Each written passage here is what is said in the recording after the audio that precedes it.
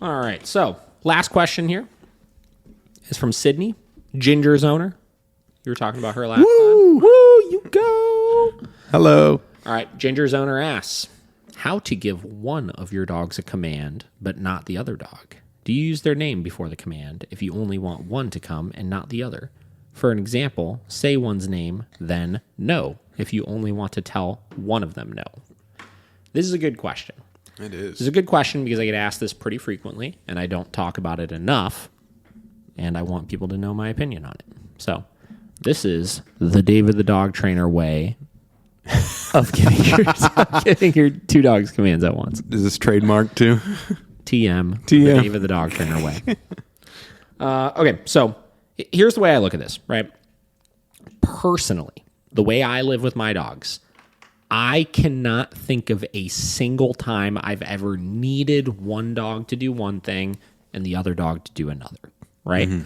Now, there are definitely times where I only needed one dog to do something, but in all of those situations, it's never been an issue if the other dogs do it as well. For example, putting if I need to put Vinny's e-collar on, but not the other dogs, and I need to tell him come to put it on, right? It doesn't matter if all three of them come over to me, right? Now, if I only need him to do it, I'm only going to enforce it with him, obviously. But I don't care if he comes and the others stay doing whatever it is that they're doing, right? Other examples, needing one dog to do a bed stay while the other does commands and stuff in the room, right? If I'm going to be training one of the dogs, I don't need the other dogs to not be there because those are real life, everyday distractions I need the dog to work through. Now, you could give me the argument of, well, what if your dog beat your other dogs doing it with the other dog is disruptive to that dog's learning process? Wouldn't you want the other dogs in a bed stay in the corner while you're training that single dog? And it's like, at that point, if my dog is that early in the learning process, those dogs shouldn't even be out altogether while I'm doing it, because no matter what, if I'm doing a bed stay with the other ones in the corner, I'm going to need to interrupt the training process I'm doing with the one dog if they break that command and start trying to interrupt, which is going to take away from the learning process with that dog, right? So they should just be put away at that point. Yeah. Right? So personally, I don't give different commands to different dogs like that. Frankly, I want all of my dogs to respond as a unit. Again, we have the exterminator here right now, and Kate has all of the dogs in a bed stay right now, or a down stay right now while they're working around, right? I need all of them to be responsive to just come and down if I ask them to, right? And I'm going to enforce it like a unit because that makes it easier, where if I needed to go through the process of like, Vera, come down, Deli, come down, Vinny, come down, et cetera, that's way more of a pain in the ass for me to do than just teaching everything as a unit. When I'm walking, I need all of the dogs to heel with me, right? Yeah. When I'm stopping, I need all of them to come to a stop with me and get into a stationary position when I ask them to. When I have people come over the house, I need all of them to get on the bed, et cetera, right? Now, the only variation to this, like she had said, is the no marker, right? Say I'm correcting one dog but not the other. And this one's a little bit different, right? Because there's not really a way to distinguish that, like, this marker is exactly for you from a verbal standpoint. Yeah. Me saying, Vinny, no. Deli, no. Vera, no. They're not going to really make that correlation that this is just for them and not for the other ones. Right?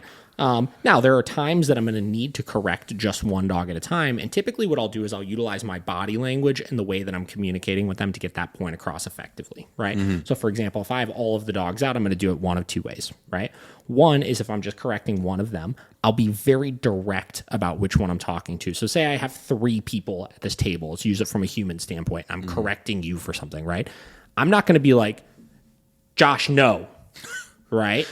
It's going to be no, right? Where I'm interacting directly with you. There's eye contact made. It's very, very clear. And I'm saying it in a way where you're getting the point that that word is coming from me, but the others aren't phased or affected by that mark because I'm not saying it in a way where it's being geared towards them, right? Or option 2 is, frankly, if I'm correcting one dog for something and the others are all kind of nearby with it, like say they're rushing the door and I need to tell them no for it, even if one dog is the main culprit at that point, I'm going to say it in a way where, like, you all kind of need to chill out a little bit, right? So if I say no, like, just like, No, right? And all of the dogs are kind of like checking in, like, whoa, what's going on? What do we need to be paying attention to right now? It's not really a problem either. I look at this the same as some people will like spell shit out in lessons, right? Where like they're like, oh, I have to spell out walk or like okay or this or that, because if I'm just talking in conversation and my dog's in a bed stay 700 feet away and they hear me say okay in conversation to somebody, they get up. But I said okay, so it's okay.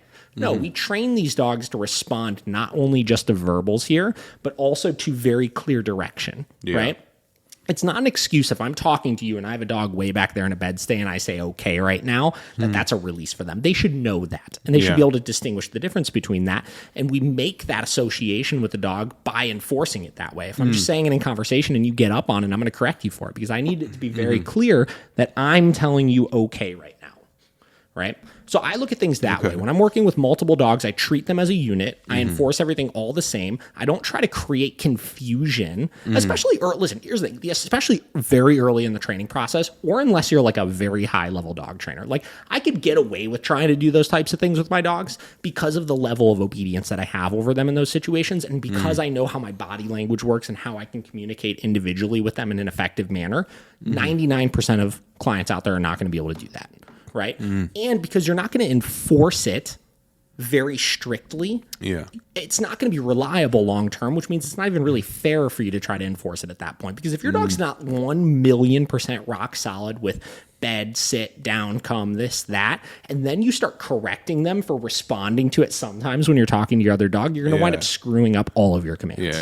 Right? And it gets very confusing very fast. So that's the reason why I choose not to do that. I don't want to ever correct my dog for responding to a command in a situation like that where I'm going to decrease the likelihood of them doing that behavior when I'm not going to be consistent about enforcing it anyways. You know? Gotcha. So that's the way I've always looked at that kind of stuff. So don't overthink it. It's pretty easy. And then the last question Sydney asked is she sent me a video. She said, she scared the shit out of me when she did this, but why? Is there a way to stop her from doing this behavior? I'm going to play this video real quick because it's kind of funny, and then we'll talk about it for a second.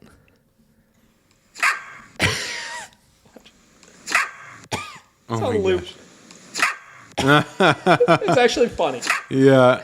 Okay, listen. She's telling your annoying puppy to chill out.